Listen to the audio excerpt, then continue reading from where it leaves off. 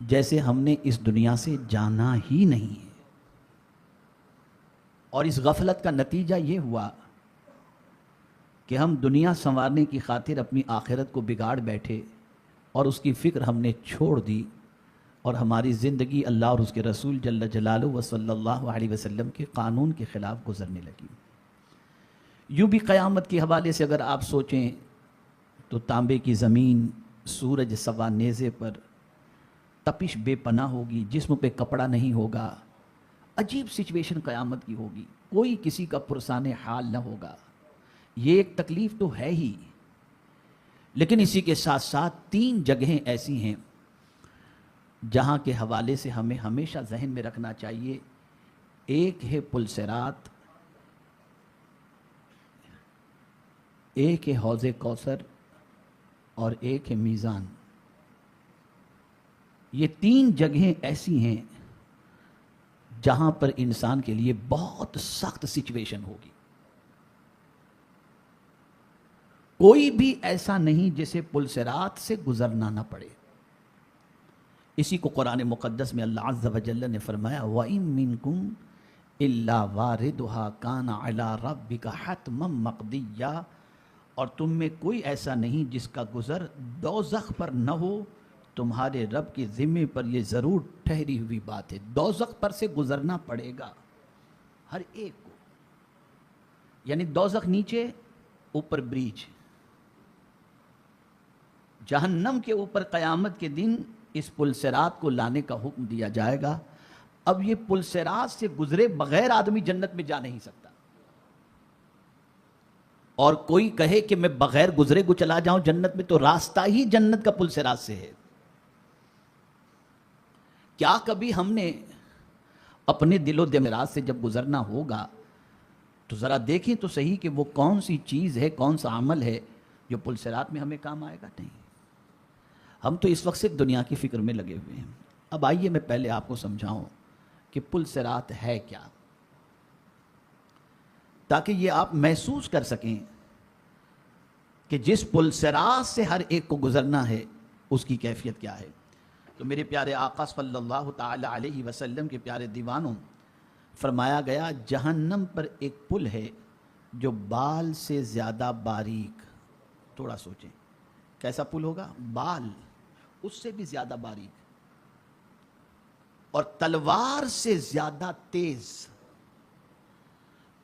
اس پر لوہے کے کنڈے اور کانٹے ہیں، یعنی یہ برج کو لوہے کے کنڈے سے ہینگ کیا ہوگا، اور ساتھ ہی ساتھ اس کے اندر کانٹے بھی ہوں گے۔ جسے اللہ عز و جل چاہے گا یہ کانٹے اسے پکڑ لیں گے، اس سے گزرے بغیر جنت میں جا ہی نہیں سکتے۔ اگر ہم چاہیں کہ بغیر پل صراط سے گزرے جنت میں چلے جائیں، نہیں جا سکتے، ادھر سے ہی گزر کے جانا ہوگا۔ اسی طرح بعض اکابرین سے ملتا ہے کہ پل صراط ہر ایک کے لیے بال سے زیادہ باریک نہیں ہوگا، بلکہ جس کے لیے اللہ کریم چاہے گا اس کے لیے وسیع اور عریض کر دے گا۔ اللہ چاہے گا تو یہی پل جو بال سے زیادہ باریک دوسروں کے لیے ہوگا، اللہ چاہے گا تو اپنے حبیب کے کسی غلام کے لیے اس کو لمبا بھی کر دے گا۔ میرے پیارے آقا صلی اللہ تعالی علیہ وسلم کے پیارے دیوانوں،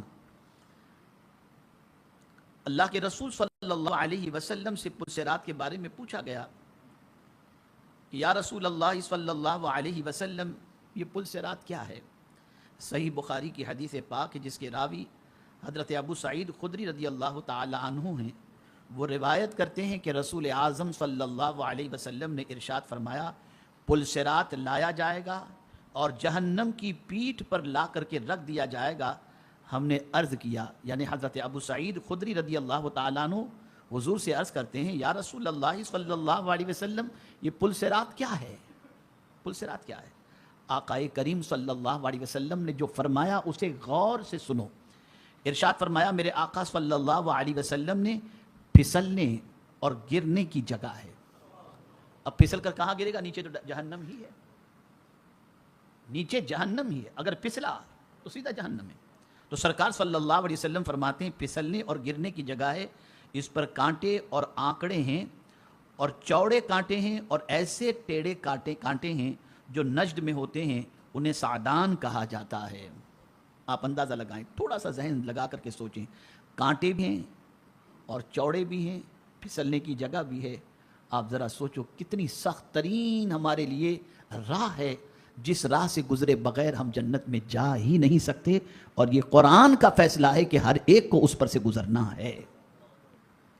میرے پیارے آقا صلی اللہ علیہ وسلم کے پیارے دیوانوں، رسول اعظم صلی اللہ علیہ وسلم نے ایک مقام پر پل صراط کا نقشہ یوں بھی کھینچا، جہنم پر ایک پل ہے جو بال سے زیادہ باریک اور تلوار سے زیادہ تیز ہے، اس پر لوہے کے کنڈے اور کانٹے ہیں، جسے اللہ عز و جل چاہے گا یہ اسے پکڑیں گے.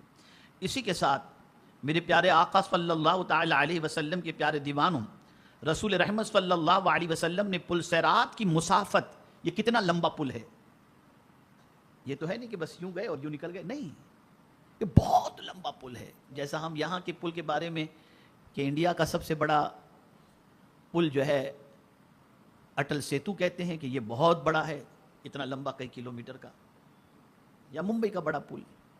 تو میرے پیارے آقا صلی اللہ علیہ وسلم کے پیارے دیوانوں، پل صراط کی مسافت کے بارے میں فرمایا گیا کہ اس کی مسافت ہر شخص کے اعمال کے اعتبار سے ہوگی. جس کا ایمان جتنا زیادہ مضبوط اور پختہ ہوگا اس کے لیے اس کی مسافت اتنی ہی کم ہوگی، اور جس کا زیادہ ناقص ہوگا اس کے لیے اس کی مسافت اتنی ہی زیادہ ہوگی. یہاں تک کہ بعض کی رفتار بجلی کی طرح ہوگی، یعنی یوں قدم رکھی اور بجلی کتنی تیز ہوتی ہے اسی تیزی کے ساتھ قدم رکھتے ہی سفر پورا. اور بعض کی پیدل کی طرح ہوگی اور کفار و مشرکین اس کو پار ہی نہیں کر پائیں گے، بلکہ وہ جہنم کا ایندھن بنیں گے. حضرت سیدنا امام مجاہد اور حضرت سیدنا امام ضحاک رحمہم اللہ سے منقول ہے، یہ ایسا پل ہے جو جہنم پر تلوار کی مانند بچھایا گیا. اب یہ کتنا لمبا ہے سنیے، اس کا سفر 3000 سال کی راہ ہے. 1000 سال اوپر چڑھنے میں لگیں گے اور 1000 سال نیچے اترنے میں، اور اسی کے ساتھ ساتھ سطح پر چلنے کے لیے 1000 سال لگیں گے. آپ اندازہ لگائیے، یہ اتنا بڑا پل ہے، اتنا بڑا بریج ہے. پل صراط کی مسافت کے حوالے سے متعدد روایات ملتی ہیں، کچھ میں مسافت 3000 سال مذکور ہے. میرے پیارے آقا صلی اللہ تعالی علیہ وسلم کے پیارے دیوانوں، حضرت بشر حافی رضی اللہ تعالیٰ عنہ فرماتے ہیں کہ میں نے حضرت فضیل بن عیاض علیہ الرحمہ کو روتے ہوئے دیکھا، تو میں نے پوچھا کہ آپ کیوں رو رہے ہو؟ تو آپ نے ارشاد فرمایا، مجھے خبر پہنچی ہے کہ پل صراط کا سفر 15000 سال کی راہ ہے، 5000 سال اوپر چڑھنے کے، 5000 سال نیچے اترنے کے، اور 5000 سال اس کی پشت پر چلنے کے. اس پر سے وہی گزر سکے گا جو خوف خدا کے باعث ناتواں اور کمزور ہوگا. یعنی ہر کوئی پل صراط کا سفر آسانی سے طے نہیں کر سکے گا. کون ہے حضرت فضیل بن عیاض؟ مسجد نبوی کے محدث ہیں. مسجد نبوی شریف میں جو درس حدیث دیتے، وہ فضیل بن عیاض علیہ الرحمہ اس تصور سے روتے ہیں کہ مجھے یہ روایت پہنچی ہے کہ 15000 سال کی مسافت ہے پل صراط کی، 5000 سال اوپر چڑھنے میں، 5000 سال اس کے اوپر سے گزرنے میں، اور 5000 سال نیچے اترنے میں. اور فرماتے ہیں اس سے وہی گزرے گا جس کے دل میں اللہ کا خوف موجود ہوگا.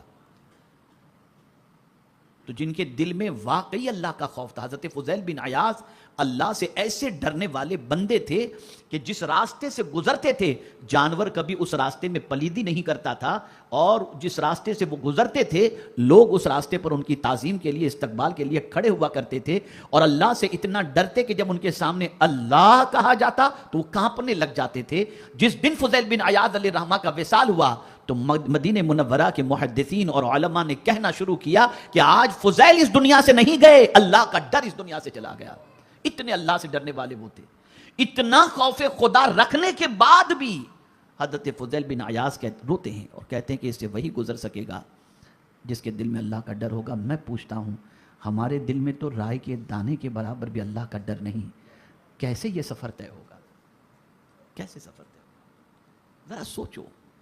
روز مردوں کو قبر کے اندر اتارتے ہو، روز کسی نہ کسی کے جنازے کو کاندھا دیتے ہو. کبھی سوچا بھی کہ جس قبر کے اندر ہمیں اتارا جائے گا وہاں کون کام آئے گا؟ اس کے لیے ہم نے کیا تیاری کی؟ اس کے لیے ہم نے کیا انتظام کیا؟ یہاں کتنا رہنا ہے نہیں معلوم، اتنا انتظام کہ جس کی کوئی انتہا نہیں. اور جہاں کتنا رہنا ہے، کتنے ہزار سال رہنا ہے نہیں معلوم، وہاں کے لیے کچھ بھی نہیں. ہم سے بڑا بے وقوف دنیا میں کون ہوگا؟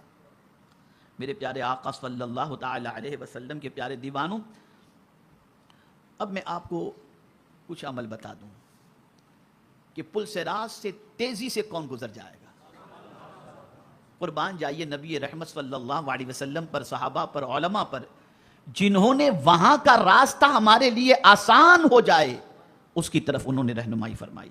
میرے پیارے آقا صلی اللہ تعالی علیہ وسلم کے پیارے دیوانوں، ہم جانتے ہیں کہ میدان محشر میں جنت میں جانے کے لیے پل صراط جہنم کی پشت پر رکھا جائے گا، جس پر سے ہر ایک کو گزرنا ہوگا، جس پر کچھ لوگ تو چل ہی نہ پائیں گے اور کچھ بڑی تیزی کے ساتھ پلک جھپکنے کی طرح گزر جائیں گے. وہ کون لوگ ہوں گے جو پلک جھپکنے کی طرح گزر جائیں گے؟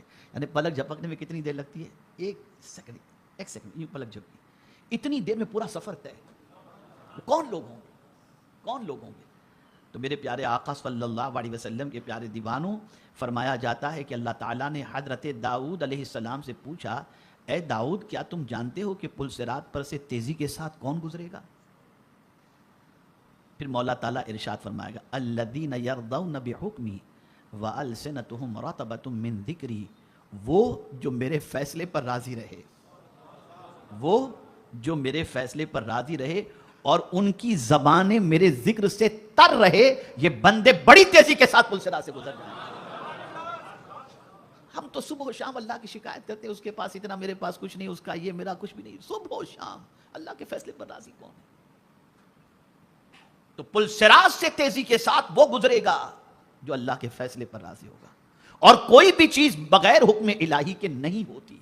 وہ جو چاہے گا وہی ہوگا، وہ جو چاہتا ہے وہی ہوتا ہے. وما تشاؤون الا ان یشاء اللہ رب العالمین، یہ قرآن کا فیصلہ ہے.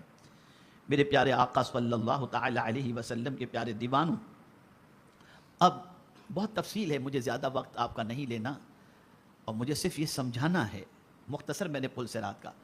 اب حضور صلی اللہ علیہ وسلم کا ارشاد سماعت فرمائے. حضرت انس رضی اللہ تعالی عنہ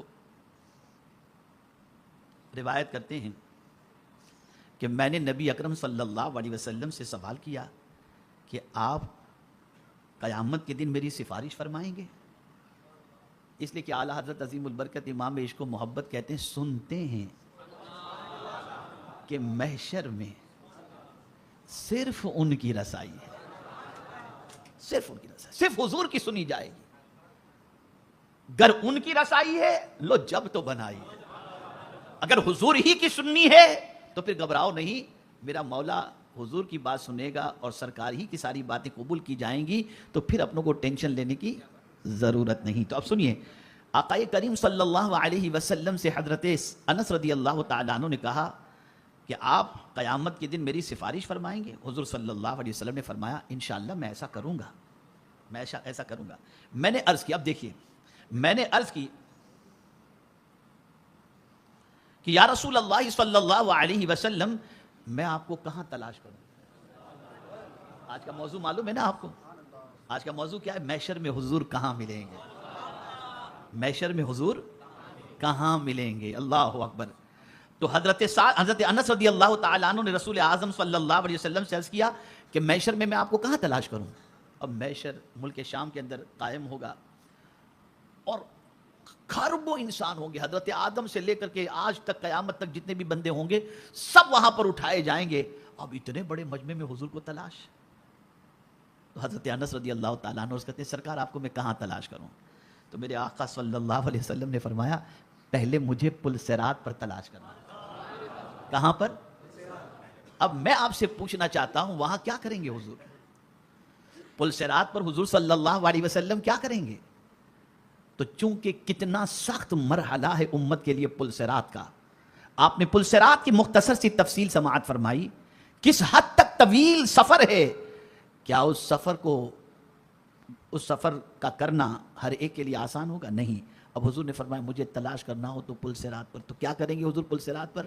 تو سنیے، جب امتی پل صراط پر پیر رکھے گا تو سرکار رب کی بارگاہ میں دعا کریں گے، رب سلم رب سلم رب سلم، اے اللہ میری امت کو سلامتی سے گزار دے، میری امت کو سلامتی سے گزار دے. تو اعلیٰ حضرت پکار اٹھے، جب دعا حضور کر رہے ہیں تو سنبھل کر چلنے کی کیا ضرورت ہے؟ رضا پل سے اب وجد کرتے گزریے، جھومتے ہوئے گزر جاؤ، اس لیے کہ رب سلم ہے صدائے محمد صلی اللہ علیہ وسلم.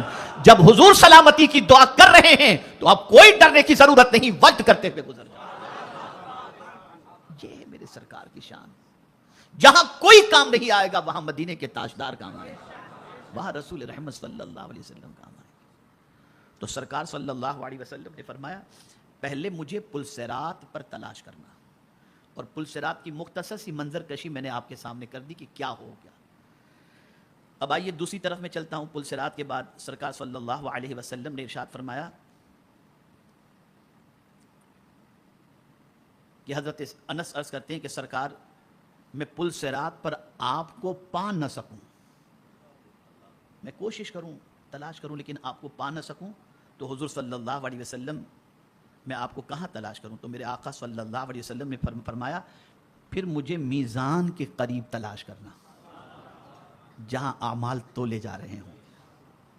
یہ کٹھن جگہ ہے, اور میزان کے حوالے سے میں تھوڑا سا آپ کو سمجھا دوں تاکہ آپ میرے پیارے آقا صلی اللہ علیہ وسلم کے پیارے دیوانوں مائنڈ کے اندر سیٹ کر لیں کہ یہ میزان کیا ہے. قرآن مقدس میں اللہ عز و جل نے فرمایا وَنَضَعُ الْمَوَازِينَ الْقِسْطَ لِيَوْمِ الْقِيَامَةِ فَلَا تُظْلَمُ نَفْسٌ شَيْئًا وَإِنْ كَانَ مِثْقَالَ حَبَّةٍ مِّنْ خَرْدَلٍ أَتَيْنَا بِهَا وَكَفَىٰ بِنَا حَاسِبِينَ. اللہ عز و جل فرماتا ہے اور ہم عدل کی ترازویں رکھیں گے قیامت کے دن, تو کسی جان پر کچھ ظلم نہ ہوگا, اور اگر کوئی چیز رائے کے دانے کے برابر ہو تو ہم اسے لے آئیں گے, اور ہم کافی ہیں حساب کو.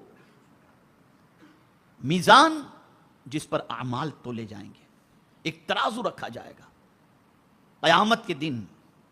اس ترازو کے اندر ہم نے زندگی میں جتنے بھی کام کیے ہیں نیکی یا برائی سب کو اس میزان کے اندر رکھا جائے گا. نیکی کے پلڑے میں نیکی کا دفتر رکھا جائے گا, اور بدی کے پلڑے کے اندر اور دوسرے پلڑے کے اندر گناہ کا دفتر رکھا جائے گا. اب اس کی کیفیت کیا ہوگی؟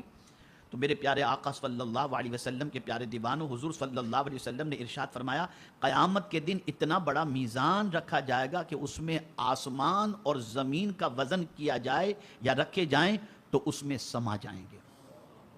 ذرا سوچو کتنا بڑا میزان, سارے آسمان اور ساری زمینیں اس میزان کے پلڑے کے اندر رکھ دی جائیں تو وہ سب سما جائیں. فرشتے عرض کریں گے اے مولا اس کے ذریعے کس کا وزن کیا جائے گا؟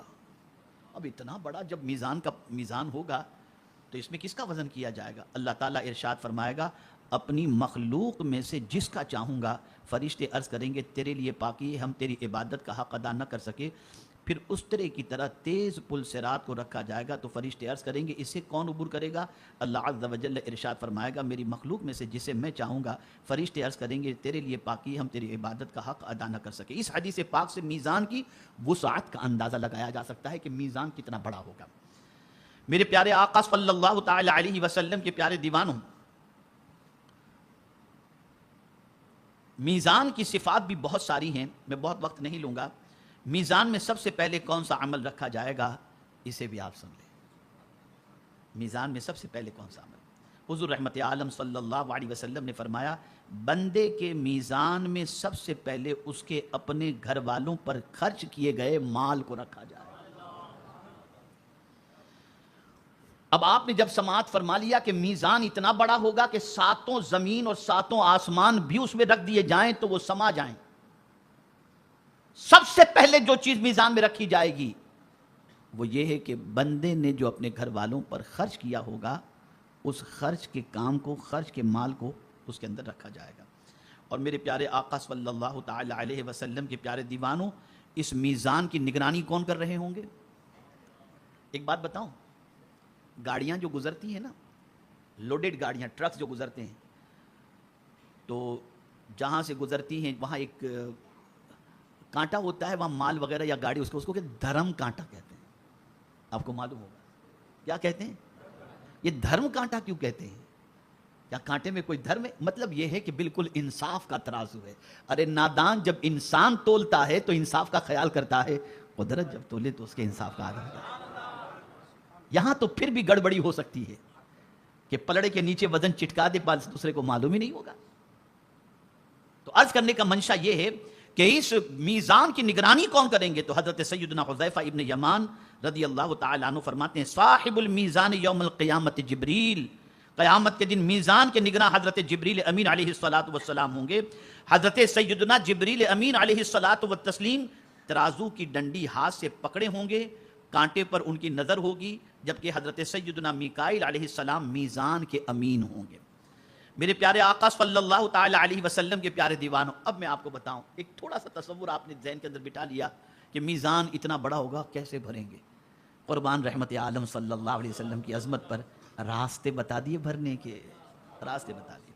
حضرت ابو سعید خدری رضی اللہ تعالیٰ عنہ سے روایت ہے کہ رسول اعظم صلی اللہ علیہ وسلم نے فرمایا, حضرت موسیٰ علیہ السلام نے اللہ کی بارگاہ میں عرض کیا, اے میرے پروردگار مجھے کوئی ایسا کلمہ بتا دے جس کے ساتھ میں تجھے یاد کروں اور تجھ سے دعا مانگوں. اللہ تعالیٰ نے فرمایا, اے میرے موسیٰ لا الہ الا اللہ والے کلمے کے ساتھ میرا ذکر کرو, مجھ سے دعا مانگو. تو حضرت موسیٰ علیہ السلام نے عرض کیا, اے میرے رب یہ کلمہ تو تیرے تمام موحد بندے کہتے ہیں, میں نے اپنے لیے بطور خاص تجھ سے کوئی وظیفہ مانگا ہے. یہ تو سب مجھے اسپیشل وظیفہ تھا. اللہ تعالیٰ نے فرمایا, میرے موسیٰ میرے علاوہ اگر ساتوں آسمان اور اس کے آباد کرنے والے ملائکہ اور ساتوں زمینیں میزان عمل کے ایک پلڑے میں رکھ دیے جائیں اور لا الہ الا اللہ کا مبارک کلمہ دوسرے پلڑے میں رکھ دیا جائے تو یقیناً لا الہ الا اللہ کا پلڑا بھاری اور ثواب میں آگے نکل جائے. یہ ہے کلمہ. اسی کے ساتھ بخاری کی آخری حدیث جو ہے اس میں بھی آپ دیکھیں, رسول اعظم صلی اللہ علیہ وسلم نے فرمایا, دو کلمے ایسے ہیں جو زبان پر ہلکے ہیں, میزان عمل میں بھاری ہیں اور اللہ پاک کو بہت پسند ہیں. وہ دو کلمے کون سے ہیں؟ سبحان اللہ و بحمدہ سبحان اللہ العظیم. میرے پیارے آقا صلی اللہ علیہ وسلم کے پیارے دیوانوں, اللہ کے پیارے حبیب صلی اللہ علیہ وسلم نے ارشاد فرمایا, 5 چیزیں میزان پر سب سے زیادہ وزن والی ہیں. 5 چیزیں.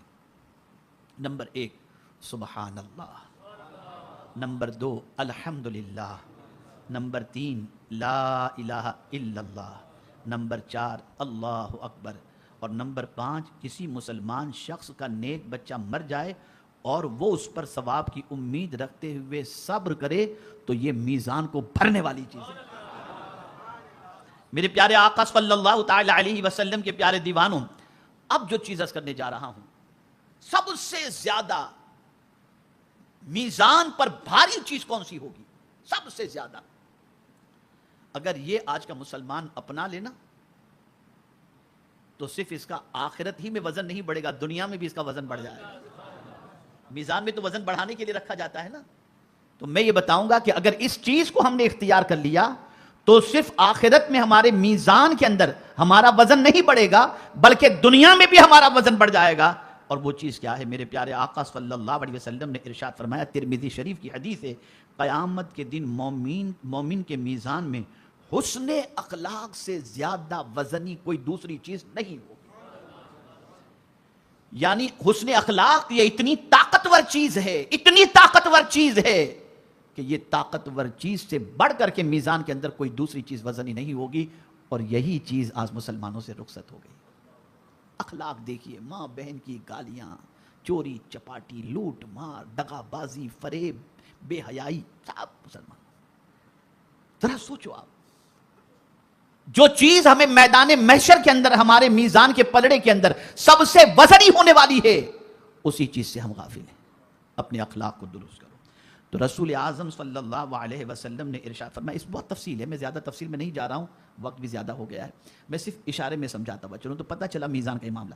اب دیکھیے حضور صلی اللہ علیہ وسلم نے کیا فرمایا, پل صراط پر ملوں گا. تو پل صراط پر کیسے ملیں گے؟ جب امتی پل صراط پر قدم رکھے گا تو حضور رب سلم کی دعائیں دے رہے ہوں گے, دعائیں کر, تو اس مصیبت میں بھی حضور کام آئیں گے. اب یہاں میزان پر جب اعمال تولے جا رہے ہوں گے, نیکیاں کم ہو گئی, گناہ بہت زیادہ. اعلیٰ حضرت نے فرق بتایا ہے. فرق کیا بتایا؟ اعلیٰ حضرت فرماتے ہیں کہ دنیا کے میزان کا معاملہ یہ ہوتا ہے کہ جو وزنی چیز ہوتی ہے, وزنی پلڑا ہوتا ہے, وہ نیچے جاتا ہے اور ہلکا اوپر چلا جاتا ہے.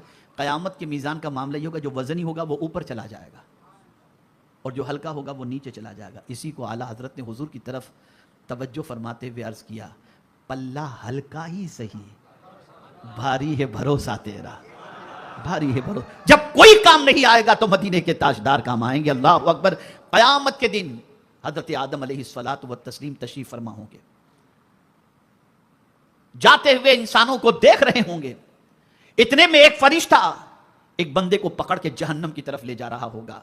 पता चलेगा ये हुजूर का उम्मती है। हजरत आदम अलैहिस्सलाम रसूल आज़म सल्लल्लाहु अलैहि वसल्लम से अर्ज करेंगे, आपकी उम्मती को फरिश्ता पकड़ के जहन्नम की तरफ ले जा रहा है। सरकार सल्लल्लाहु अलैहि वसल्लम फौरन अपने उम्मती की तरफ दौड़ेंगे और फरिश्ते से कहेंगे, रुक जा, कहाँ लेके जा रहा है? वो अर्ज करेगा, मैं रब के हुक्म का पाबंद हूँ। परवरदिगार का इरशाद होगा, मेरा महबूब जैसा कहता है वैसा करो। सरकार फरमाएंगे, इसे लेकर चलो फिर मीज़ान की तरफ, फिर मीज़ान की तरफ लेके चलो। उसे मीज़ान की तरफ सरकार लेकर के आएंगे और फिर हुजूर फरमाएंगे, अब इसके आमाल को तोले जाएं। जब आमाल तोले जाएंगे तो नेकियां कम होंगी, गुनाह ज़्यादा होंगे। सरकार अपनी आस्तीन मुबारक से एक पर्चा निकालेंगे और नेकी के पलड़े में रख देंगे। नेकी का पलड़ा जो है भारी हो जाएगा, वजनी हो जाएगा, गुनाह का पलड़ा हल्का हो जाएगा। फरिश्ते कहेंगे, इसकी नेकियां ज़्यादा हैं, इसे जन्नत में डाल दिया जाए। अब वो बंदा दामन मुस्तफ़ा पकड़ के अर्ज़ करेगा, सल्लल्लाहु अलैहि वसल्लम, आप कौन है जो इस वक्त मुसीबत के अंदर मेरे काम आए? सरकार फरमाएंगे, मैं वो हूँ जिस पर तू दुरूद पढ़ा करता था, और इस पर्चे में वही दुरूद था जो तू दुनिया में मुझ पर पढ़ा करता था। आज इस मुसीबत में मैं तेरे काम आ। जब कोई काम नहीं आएगा, हुजूर काम आएंगे। हर मुसीबत के मौके पर सरकार काम आएंगे। बल्कि आप ये सुन ले, वो लोग जो सोशल एक्टिविटीज के अंदर लगे रहते हैं, गरीबों की मदद में लगे रहते हैं, परेशान हालों की दस्तगीरी में लगे रहते हैं, जानते हैं क़यामत के दिन वो बंदा जो हुजूर सल्लल्लाहु अलैहि वसल्लम की उम्मत की तकलीफ को दूर करने के लिए मेहनत व मशक्क़त करता है, जब उसके आमाल तोले जा रहे होंगे और वो बंदा होगा गुनहगार, आमाल तोले जा रहे होंगे, तो गुनाह की कसरत होगी। सरकार सल्लल्लाहु अलैहि वसल्लम उस वक्त सिफारिश करेंगे और ये कहेंगे कि ये मेरा वो उम्मती है जो दुनिया में मेरे उम्मतियों की तकलीफ के लिए दौड़ा करता था। आज ए अल्लाह, मैं इसकी सिफारिश करता हूँ, आज ये तकलीफ में, इसकी तकलीफ के लिए मैं तेरी बारगाह में सिफारिश करता हूँ, मौला इसे बख्श दे। हुजूर की सिफारिश के सदके में अल्लाह ताला उसे जन्नत अता फरमा दे। ये सब काम करने के हैं। सोचो इसके बारे में। दो बातें हो गई, और भी बहुत सारी हैं। मीज़ान ही पर तेज़ी के साथ, मीज़ान के अंदर कौन सी चीज़ें वज़नदार होंगी और पुलसिरात से तेज़ी से कैसे गुजर जाएंगे, उसके लिए भी बहुत आमाल है, लेकिन मैं मुख्तसरन से फ़र्ज़ कर रहा हूँ। अब आइए तीसरी चीज़, हज़रत अनस रज़ी अल्लाह ताला अन्हु ने क्या अर्ज़ किया कि सरकार आपको मैं पुलसिरात पर न पा सकूँ, तो हुज़ूर सल्लल्लाहु अलैहि वसल्लम ने क्या फरमाया, मीज़ान पर मिलूँगा। अब हज़रत अनस अर्ज़ करते हैं, सरकार मैं मीज़ान पर न पा सकूँ, तो मेरे आका फरमाते फिर मैं हौज़े कौसर पर मिलूँगा। अब जो लोग ये कहते हैं कि हुजूर सल्लल्लाहु अलैहि वसल्लम को अपने बारे में कल का पता नहीं, मैं कहता हूँ इस हदीस से तुम सोचो तो सही, कल की बात करते हो, क़यामत तक का पता हुजूर को है, और हुजूर कहाँ होंगे वो पता भी हुजूर अपना बता रहे हैं। अपना पता भी हुजूर बता रहे हैं कि मैं कहाँ मिलूंगा और कहाँ तुम्हारी दस्तगिरी करूंगा, हौज़े कौसर। अल्लाह अकबर, अल्लाह अकबर। मेरे प्यारे आका सल्लल्लाहु ताला अलैहि वसल्लम के प्यारे दीवानों, एक मुसलमान का अकीदा ये हो कि अल्लाह ताला नबी अकरम सल्लल्लाहु अलैहि वसल्लम को जो हौज़े कौसर अता फरमाएगा, हुजूर सल्लल्लाहु अलैहि वसल्लम उससे हम सबको सैराब फरमाएंगे। जो ऐसा अकीदा न रखे और इनकार करे तो वो फासिक और बिदअती है। मेरे प्यारे आका सल्लल्लाहु ताला अलैहि वसल्लम के प्यारे दीवानों, हज़रत अब्दुल्लाह इब्न बुरैदा असलमी रज़ी अल्लाह ताला अन्हु कहते हैं कि उबैदुल्लाह इब्न ज़ियाद को हौज़ के बारे में शक होने लगा, इसलिए उसने सैयदना अबू बरज़ा असलमी रज़ी अल्लाह ताला अन्हु को बुलवाया।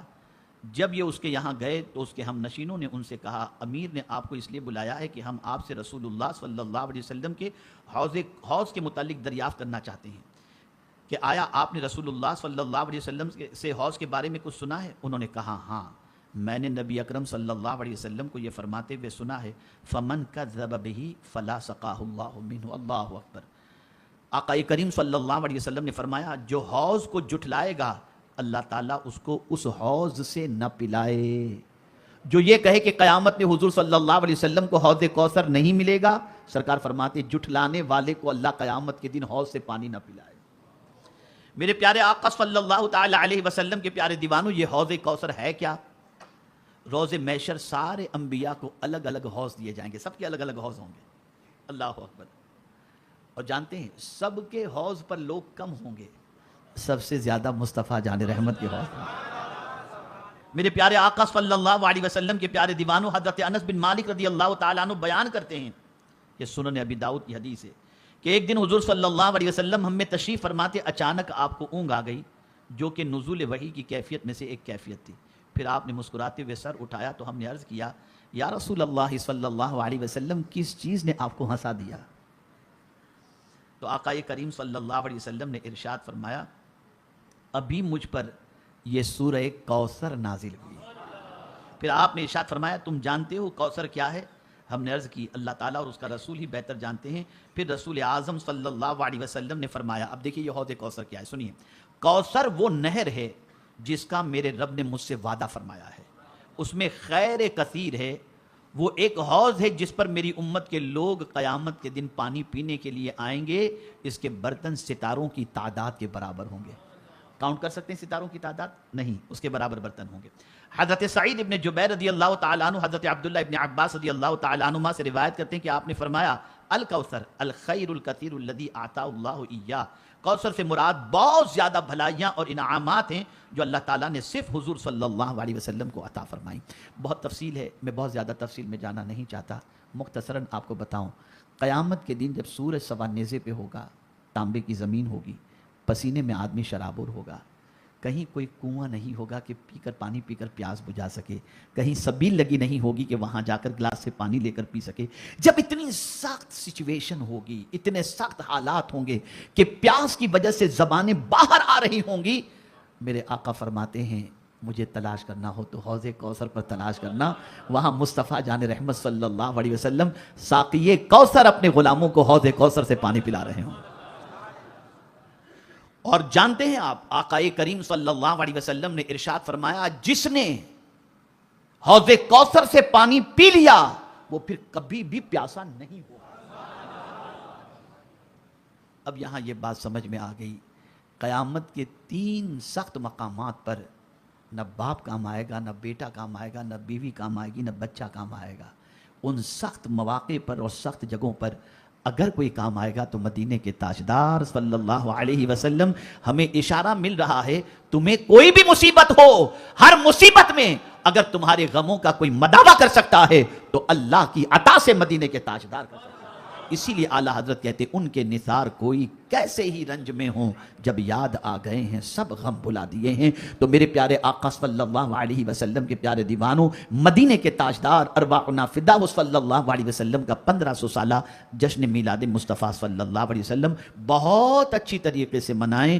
اور میں نے تو کچھ دنوں سے شروع ہی کر دیا ہے رسول اعظم صلی اللہ علیہ وسلم کی عظمتوں کے تذکرے کو، اور ارادہ کیا ہے کہ 12 ربیع النور تک، بلکہ اللہ زندگی دے تو دمے واپسی تک تیرے گیت گاؤں، محمد ممجد پکارا کروں میں، زندگی کی آخری سانس تک اپنے محسن، اپنے آقا، غمخوار آقا، غم گسار آقا، بے سہاروں کے سہارے آقا رسول اعظم صلی اللہ علیہ وسلم کے ذکر پاک میں ہم اپنے لمحات کو گزارتے رہیں۔ یاد رکھیں، حضور کی عظمتوں کو اپنے سینے میں بٹھائیں، رسول اعظم کی الفت کا چراغ اپنے سینے میں جلائیں، کثرت سے درود شریف پڑھتے رہیں، اور رسول اعظم صلی اللہ علیہ وسلم کی یاد کی محفلوں کو منعقد کرتے رہیں۔ اور چونکہ آج کی یہ بزم محب گرامی الحاج نذیر خان صاحب کے والد کے ایصال ثواب کے لیے منعقد کی گئی تھی اور اجتماع بھی رکھنا تھا، تو ساتھ ہی ساتھ یہ چیز ہو گئی۔